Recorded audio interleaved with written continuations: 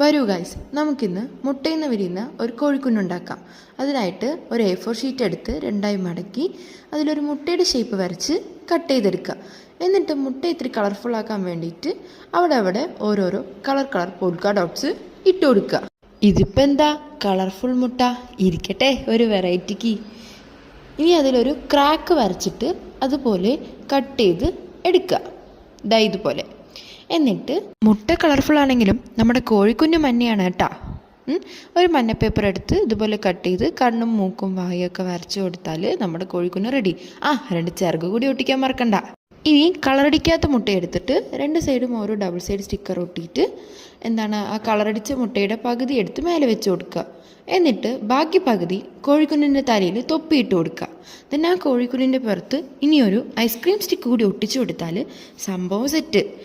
ഇനി ഇതിപ്പോൾ വർക്കിംഗ് ആണോ നോക്കണ്ടേ? വർക്കിംഗ് ആണ്. പിന്നെ പോകുന്നതിന് മുമ്പ് ലൈക്കും സബ്സ്ക്രൈബും മറക്കണ്ട. ടാറ്റാ.